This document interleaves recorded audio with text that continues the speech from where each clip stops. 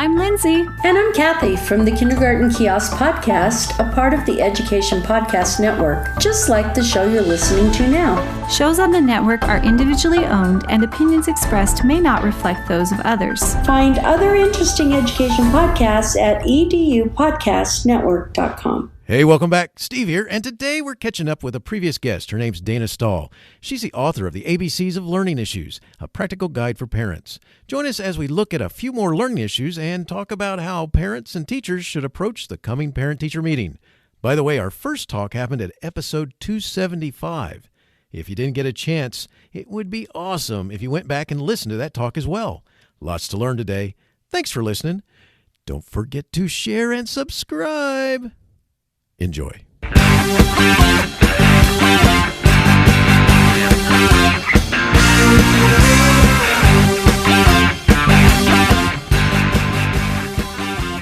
You are listening to Teaching, Learning, Leading K-12, a podcast for educators, helping you help kids achieve their dreams. And now here's Steve with this week's show. For the past 35 years, Dana Stahl, MED, an educational consultant, diagnostician, child parent advocate, and learning specialist, has worked with families, educators, psychologists, and service providers to help identify learning issues in children and to provide the assistance, resources, and guidance needed to address these issues. Her recently published book, The ABCs of Learning Issues, is critically acclaimed and has been featured in Chicago Parent, LA Parent, Midwest Book Review, Education Update Online, and Special Needs Book Review. Her book, The ABCs of Learning Issues, received the Parent and Teacher Choice Award and the NAPA Award, National Parenting Products Awards. In 2014, she founded Educational Alternative LLC, building upon her experience in diagnostic assessment, educational intervention, and advocacy to help parents find schools and programs for their children. She explores alternative and educational options with students and families and advises on appropriate day and boarding school placements and differential instruction for children with learning deficits, on therapeutic needs for special needs children, and on college searches for schools with learning disorder support programs. Dana, who struggled from a learning disability, became a learning specialist to assist children with learning issues to find compensatory strategies to reach their social, emotional, and academic potential. She also provides life coaching and counseling for children with learning disabilities, autism, ADHD, and dyslexia, as well as career and vocational counseling. Today, we're catching up with Dana to expand our previous conversation back in episode 275. Dana, thanks for joining me today. Say hi to everyone. Hi, and thank you for having me today on the program. I've been looking forward to coming back and speaking with you. Well, glad you're here. And what I'd like to do is let's do a little overview of our talk from episode 275. And by the way, for listeners, if you haven't heard that, even though you don't have to listen today, go back there and check out episode 275 and learn a little bit more detail about Dana's book, The ABCs of Learning Issues. So before we go further, we talked about the ABCs of Learning Issues, your book. Who's it for? And let's catch them up to speed. Why would they want to read it? The ABCs of Learning Issues is an excellent reference tool for parents to help them further understand learning issues and to understand how to advocate for their children by creating a partnership with their schools. It provides a list of educational learning issues that are frequently discussed through formal evaluations, and there are strategies for parents to use in the home and with the school so that together they can help their children succeed. Excellent. And so what I'd like to do is, last time we talked, we got into some specific topics out of there, and today we're going to go into a few more. One of the things that I want to make sure I share with the listeners is one of the things that's so cool about your book is that it's easy to read, and the format that it's set up in, you have this color coding going on that really helps the reader understand your book, and to the point where it's not really meant to be read cover to cover. I don't think it's kind of helps you pick and choose where you want to be. Is that a good description? That's exactly right. Exactly right. If a parent is having trouble, they see their child is having difficulty with reading, writing, arithmetic, they can go specifically to that area of the book and hone in on what do they need to learn about this and what can they do to help their child make the studies easier.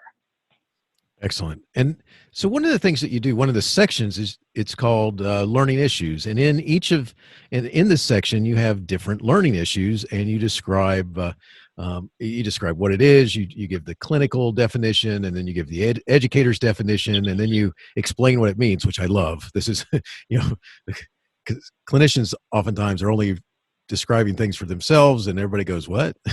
And then the educators, we can do the same thing in our world. And the parent can go, what? And so you then describe what it means. And I love that so much. And what I'd like to do is pick up with two specific learning issues. Today, this is the one I want to start with. Academic anxiety with regard to performance. Can you talk a little about that as a learning issue? The academic anxiety with regard to performance addresses that children who are experiencing these academic anxiety are really struggling with some underlying issues of why they feel so concerned that they're not going to be able to perform to the best of their ability. And there are expectations that we have for our children, teachers have for their students, and the students have for themselves. And performance anxiety interferes with the learning process because the students tend to shut down and cannot fully engage with the material being presented in class due to their fear or worrying of underachieving. Can we talk just a little bit about how this what this might look like to a teacher, or what it might look like to a parent, how they know that might be what's happening? Well, these students appear to almost have a deer in the headlight syndrome. They might actually freeze. It's sort of like stage fright, where you have that moment where you understand what needs to happen, and yet there is that hesitation on how to move forward. So parents that are observing this may observe that the students have this inner fear that they're not going to be able to perform to the best of their ability, or that their anxiety is going to undermine them, as if fright has taken over. So in the classroom, the teachers may need to just do certain things that will help them to relax and to feel more comfortable, because they have the skill set to succeed. They just do not believe that they have the skill set to succeed. Gotcha. I know that is in this world of some of the high stakes tests and so forth. I think we see this quite frequently, as well as sometimes the other types of pressures that exist for students ever trying to keep up with a sibling, or thoughts where well-meaning, intentional adults say things that. Go ahead. I was going to say, absolutely. The fears come from within, and regardless of the expectations that they feel externally, these children are feeling the expectations are internal, and they are almost insurmountable at times. So the parents and the teachers can partner together to help break assignments down into manageable tasks and let them feel that they can accomplish each of the steps that are necessary. They'll receive feedback, they'll receive direction, and they'll understand what is necessary to do in order to move forward. It helps so much. Sheer encouragement helps these children to think and to be able to relax.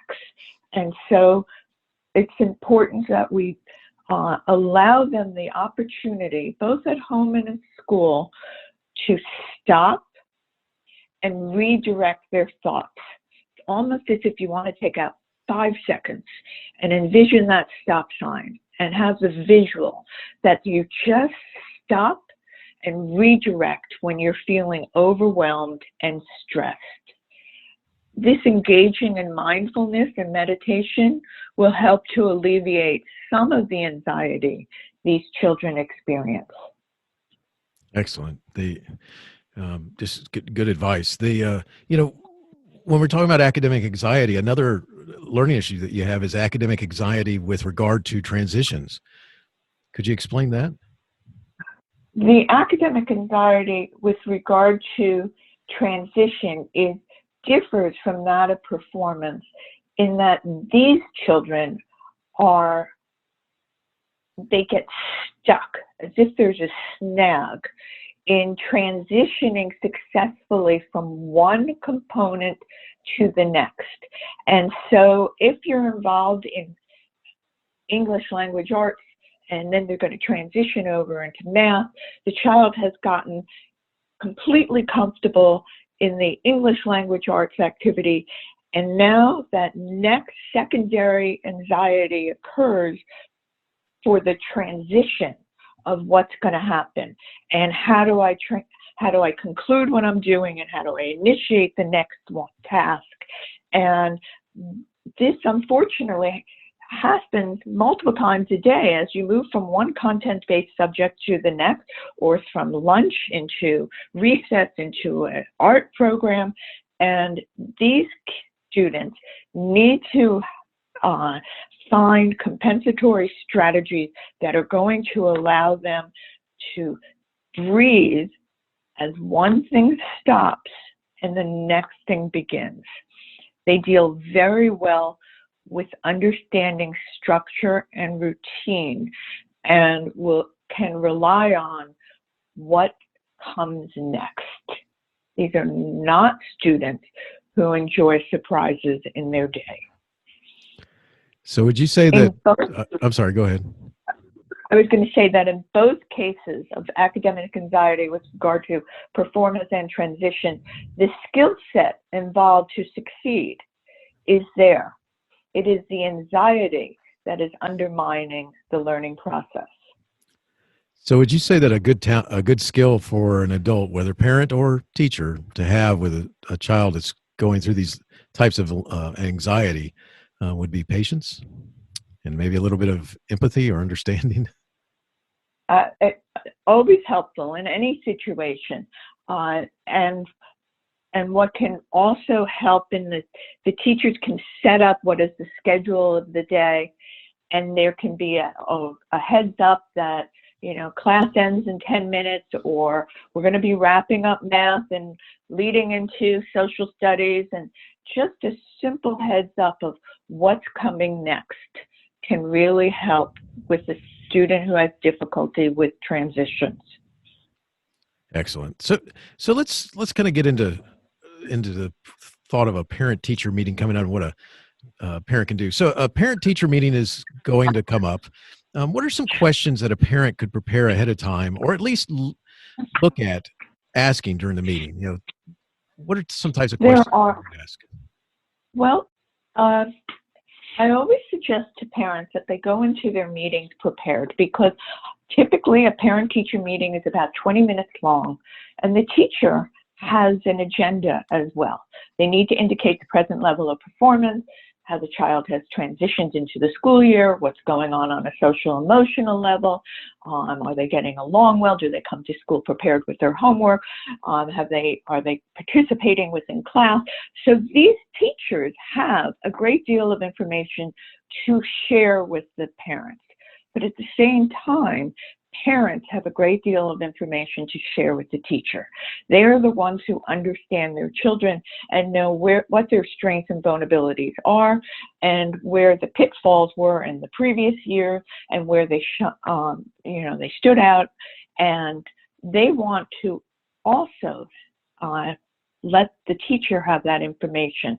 So I always recommend to the parents that they go in with a list of questions and concerns, as well as general information that they want shared.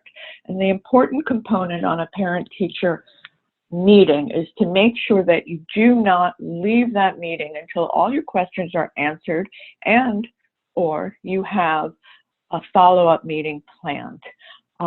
With regard to specific questions, there really isn't a list of specific questions. They'll vary according to the profile of each child and the concerns of each parent.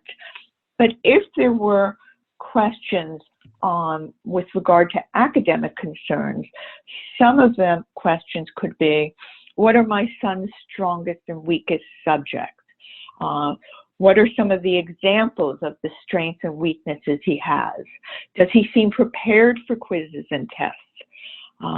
Is there a disparity that exists between his knowledge base in class and his performance on quizzes and tests?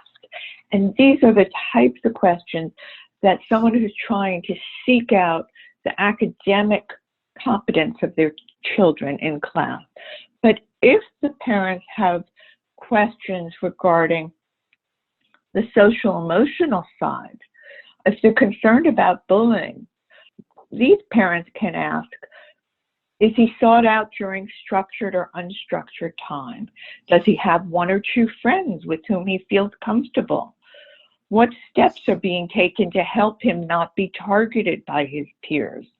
And what can we do together to help foster his relationships with his peers? And what we can do together is an important component for each parent to understand at a parent-teacher meeting. You need to partner together with your school. And the third component that parents have questions and concerns for, so typically it's the academic, it could be the social emotional, but attention is a big issue. And so if attention is an area of concern for the parent, then the question to the teachers may be, is she paying attention in class? Is she engaged in the lectures and assigned tasks? How will my child be evaluated academically? Will the attention component play into how she is challenged within the class? And how is she going to receive feedback for her attention when she begins to daydream or perhaps act out? Once again, the answers to these questions at parent and teacher meetings allow both the parents and the teachers to formulate ideas together on how they can move forward to help each student. Excellent advice. Excellent. I think kind of where you're going with that is the thing that would be least helpful would be to go without thinking ahead of time about what you want to talk about, what you want to, what your issues might be or what your fears might be and that sort of stuff, right? Absolutely. Preparing for a parent-teacher meeting is really important because the 20 minutes goes by very quickly. And some parents find that when they're walking out of that school building, they didn't have the opportunity to ask A, B, or C. And they go home feeling that they didn't accomplish what they wanted to. And by preparing for parent-teacher meetings, parents can feel assured that they have covered at least some of the things that they wanted to the teacher to understand about their child that evening. Thank you. One of the things this brings to mind is getting a discussion about this. If a parent suspects that their child is experiencing issues, challenges, or just that they simply suspect that something's wrong, how can they approach the school? There are many ways in which they can approach the school, but the most important is to develop a friendship, a trust, a relationship with the classroom teacher. Because it's the classroom teacher that spends 30 hours a week with your child, especially on the elementary school level. And they are their first point of contact and the one where they need to go in and say, I have a concern. These are my observations. I'm wondering if you're observing the same things. And through this beginning dialogue, the questions and concerns that the parent has at home will now become observed, questions and concerns at school, and either the school can tell the parent, no, at home, at school, we're seeing this. So I'll give you some tips on how you can help at home and some strategies. But by a parent bringing attention to the school teacher, the teacher now says, let me look into this. Let me observe what I see. And they start to collect data. And it's from this data that the whole process begins. If the teacher indeed sees something, then they will ask for a child study team, which consists of the classroom teacher, the school psychologist, the principal, the learning specialist, speech and language pathologist, the parent, and they'll come in and they'll say, these are our concerns. What do you think we should do? Where do we go from here? And during this child study team, a decision may be made that further screening is necessary, maybe by a reading teacher, specialist, maybe by the speech and language pathologist. And so a screening will occur where greater data and observations can be made. And then perhaps there will be a response to intervention, that people within the school will start to work with the child on a building level to see if they can scaffold the support and help to bridge the skill set. And after time, if that is not the case and the child does not seem to be making the gains that are necessary, then the child study team will suggest and recommend that a committee of special education meet, and with this team, then a formal evaluation is created so that the child's cognitive skills, present level of academic achievement, any areas where difficulty was being noted will be further explored, and this team of professionals will really help to identify the areas of difficulties and determine if a learning issue or a learning disability exists. You know, one of the things that I think it makes it difficult to have these conversations is, first of all, if it's from the parent's perspective, is that it's a little scary talking to the school about something, about your own child, and hoping that they don't that there's no one there, you know, that's going to kind of throw the baby out with the bathwater type thing. We're gonna do all this stuff, and in the end, the kid will be forgotten. And I think from the teacher's perspective, sometimes you have this thought of, well, I know I've got these protocols, but how do I really approach this? Because how do I say that I'm seeing this? And I think there might be a challenge or an issue here, because that's usually people don't want to hear that. You got any advice about actually having those conversations? I mean, just to start it. It's always helpful if the teacher can feel comfortable and confident that what they are observing is deviating from what is typical of their peers and their expectations in their classes, and that they do indeed take the time to reach out to other colleagues in their school, to request that meeting that we just discussed, to reach out to the parent and say, I'd like to schedule a parent-teacher meeting. I want to discuss, your child's strengths and vulnerabilities, and it's very important. And I do think that at times many people can struggle with it. It is a hard thing to hear, as you said, and even from a cultural standpoint, it can be even harder, because in certain cultures, there's not even the understanding of learning issues. It's just the mentality that they're being lazy, they're not trying hard enough. If they applied themselves more, it would be easier. And I have always helped parents to understand that that's just not the case, that all children want to feel and be successful. And the ones that are not getting it, they're really not getting it. And the concept of something being easy is really, it's not there. It's like asking that 3-year-old who's learning so hard, trying so hard to learn how, or 4-year-old, to tie their shoes. And it's not easy. And nothing is easy until it's mastered. And so the question then comes from the school and the home is, what are you going to do to support the child who is struggling? That's awesome. Because it's so often having these conversations, it really requires somebody to kind of go to understand the protocols that you're talking with someone.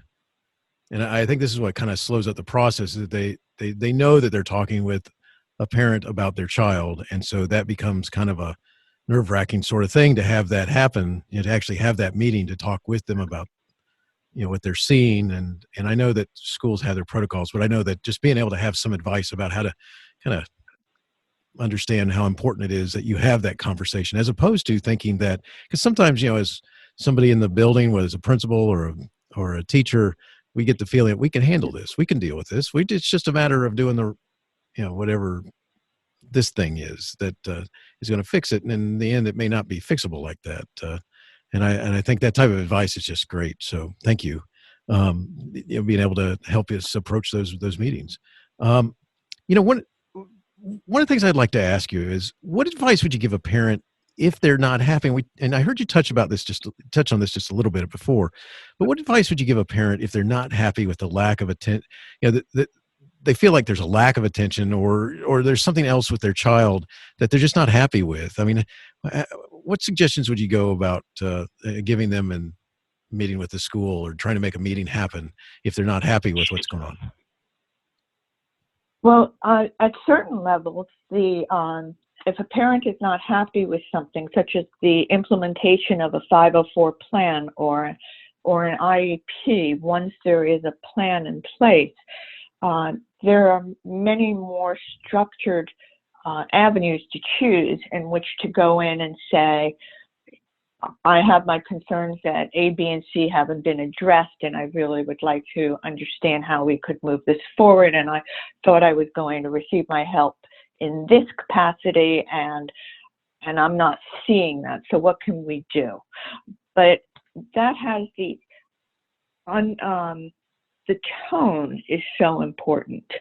Even if you're at the beginning stages where you're at home observing that your child is procrastinating and doing their homework, and there's always this difficulty on the initiation to completion of tasks, and there's avoidant behavior and negligent, and they're not being detailed oriented, and they just brush it off. And any concerns that you have on a home level, that is something that doesn't happen in isolation, but again and again, it's very helpful to be brought to the school level, whether it's the teacher or a child study team or the building principal or a service provider within the building, because it's important for parents to understand that each of these people, each of these professionals within the building,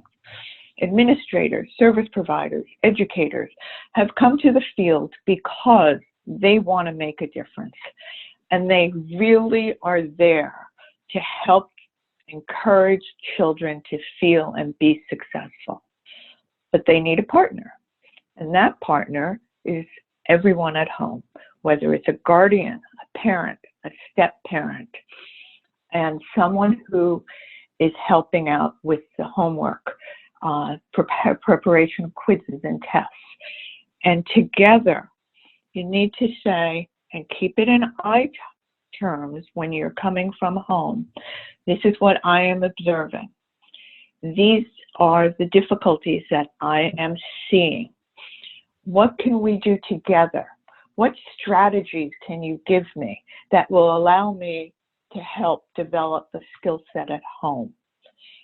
And it is only in this homeschool partnership that the children with learning issues and learning difficulties and attention issues and anxiety issues will find consistency and support in which they can find success. You know, one of the things that I think that happens a lot of the times is that these types of meetings or there's so much anxiety. You know, it's funny. When I was a high school principal, I'd have parents joke with me, but I'm not so sure they were joking sometimes when they would say, you know, it really feels bad me talking with you because I feel like I always had this fear of being called to the principal's office. And so a lot of times they'd leave you talking with them at some public function or something like this. And they'd basically you'd see them trying to figure out how to not keep talking with me. I do understand that. You know, it's like they regress to being a child when they're called to the principal's office. You know, he must have done something wrong. Right. It has to have a negative connotation to it, or I wouldn't be sitting here. What are they seeing in my child that all these people are in this room? And don't they see what a wonderful person he is? I experienced this firsthand when my son was having his exit program from a 4-year-old school year of nursery school. I knew these teachers for 2 years. They were amazing. And I was going to have my exit interview with them. And it was the first time since I'd been at parent-teacher meetings since I was 21 years old, student placement, graduate school, jobs. Now I was sitting on the other end of the table for the first time, and these two teachers were going to let me know what they thought of my child. And all of a sudden, the tables were literally turned, and I walked away from that meeting with a greater level of sensitivity towards speaking to parents than I had ever had before. Not that I wasn't sensitive, it just brought it to a new level. And I had all these underlying thoughts. Would you just relax? What are they possibly going to say? He colors outside the lines. She has to calm down. And there was this inner fright of, what are they possibly going to say about my child, and how was I going to receive that information? And that's really what these parents coming into this meeting, they have vested all of their love and attention over the years to help support their children. And they observe firsthand at home, something's not right. And these people sitting around the table, this group of professionals, are going to tell them exactly what's not right. And it's very heart-wrenching, and yet it's incredibly empowering, because once you understand what are your child's strengths and vulnerabilities, you then understand, what do I need to do to help?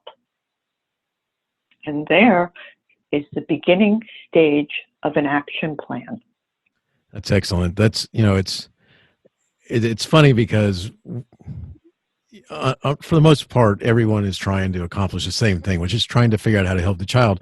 But because we have already some preconceived notions in our head about either fears of the other side, or the other side's not going to listen to me, or you know, and those questions come both directions here, from the school side as well as from the home side.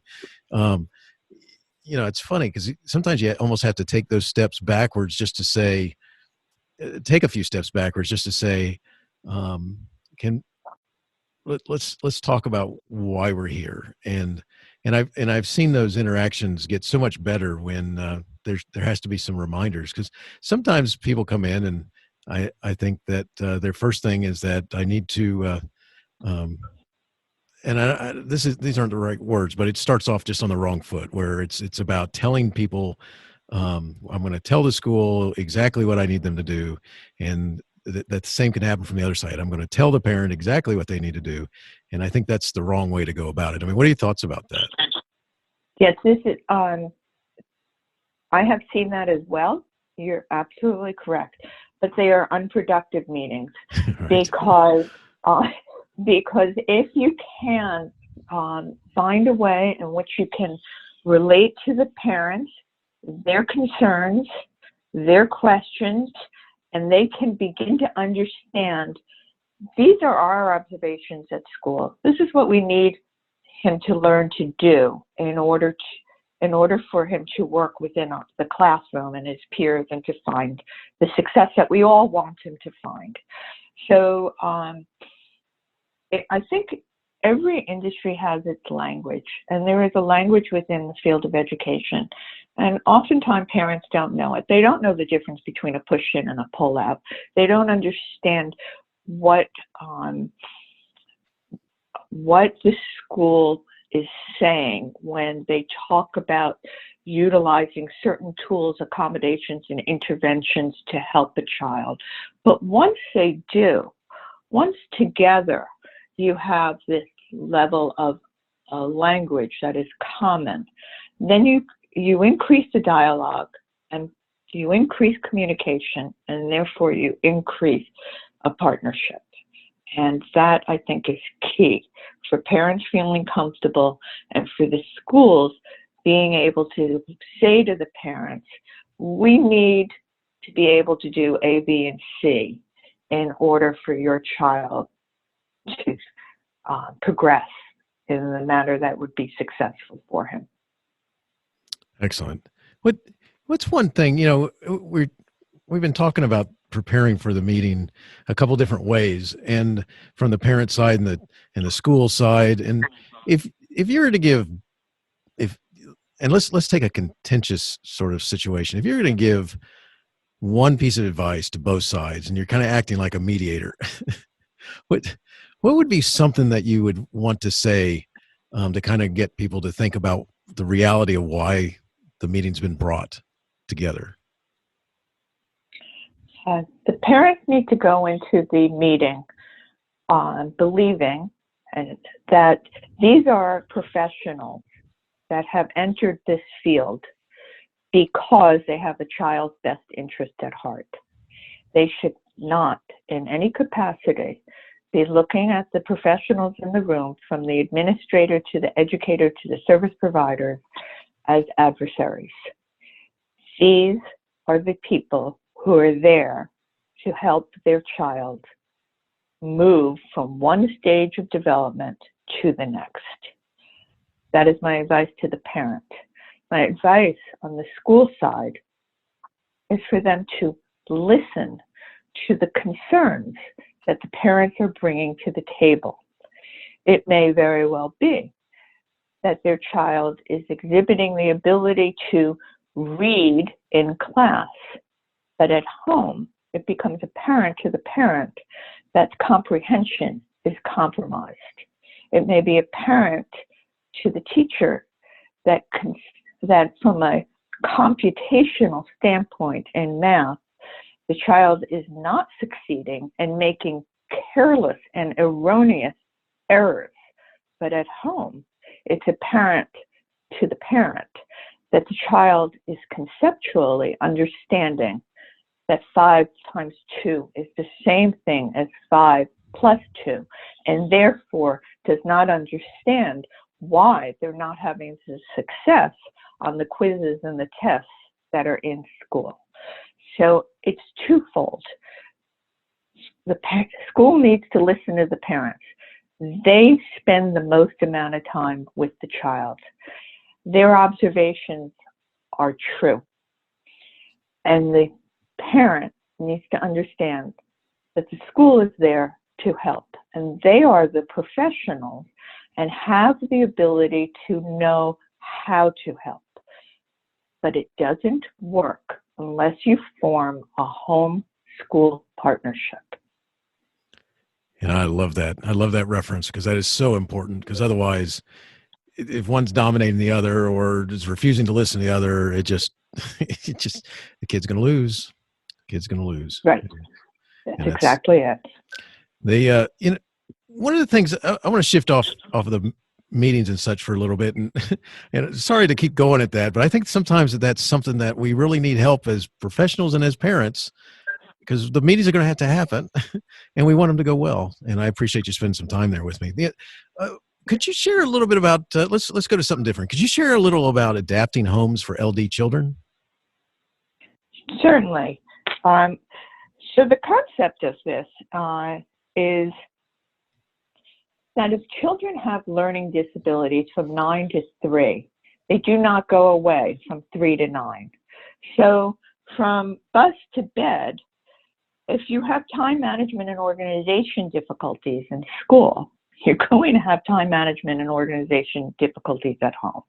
So it would be helpful for the parent to understand that and to create a type of time schedule that might work.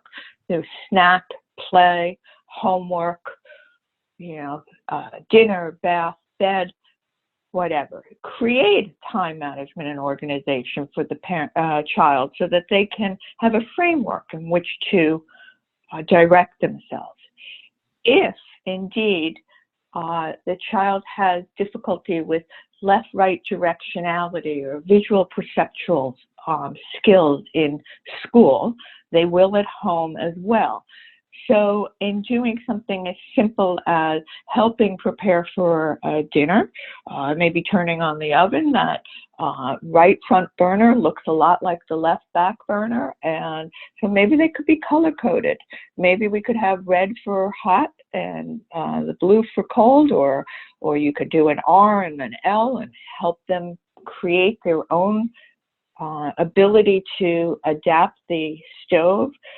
If they get overwhelmed by really large places, then let's create a play environment or a work environment that has dividers, and they can find things that are necessary, so it's just not all just one big open space. And it's just the realization on the parent's part, an increased sensitivity to the difficulties that they experience at school will become difficulties at home. And this is another way in which parents can go to the school and say, well, what do you do that helps in this situation? And then they can be consistent with what is the school doing, and it will be helpful to the kids.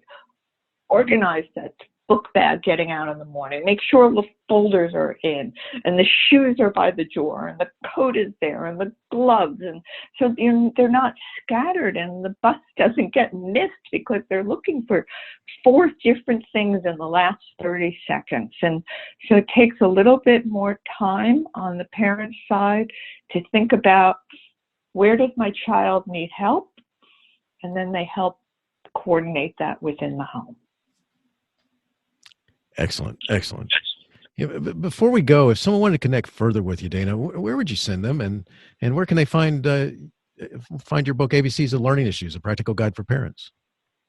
My website, Education Alternatives LLC, will be an excellent resource to explain about in my practice that focuses on educational advice, advocacy, and school placement.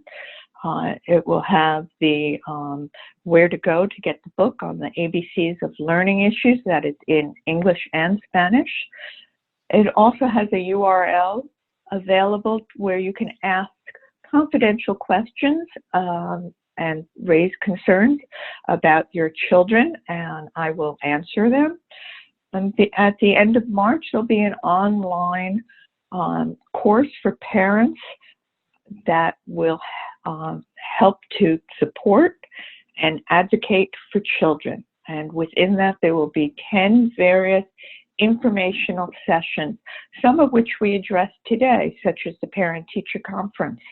I hope to have a continued dialogue with your listeners, and I greatly appreciate your time today.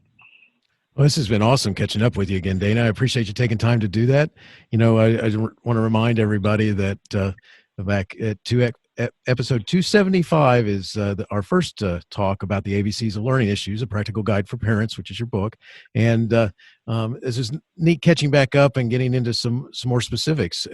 It's a book that not only parents, but all educators should read. And your book is helpful too. It is so helpful. It's easy to use, and it's just thought-provoking, as well as the formatting of it, the color coding, and the way you explain things just can give people a little comfort in understanding what some of those terms are that have been thrown at them by all the people that might be surrounding them all of a sudden. I thank you so much for sharing your book, The ABCs of Learning Issues, a practical guide for parents, with us today. And thanks for joining us again, and wishing you the best in all that you do.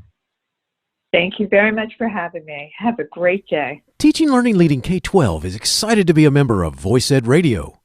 Voice Ed Radio, your voice is right here. Teaching Learning Leading K-12 is a proud member of the Education Podcast Network. Podcasts for educators, podcasts by educators.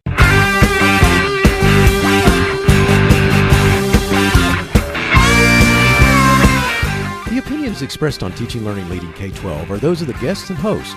Teaching Learning Leading K-12 is intended to share ideas, advice, and suggestions for classroom teachers and school administrators. Teaching Learning Leading K-12 is produced for educational purposes. Thanks for listening, and I hope you'll share it with your friends.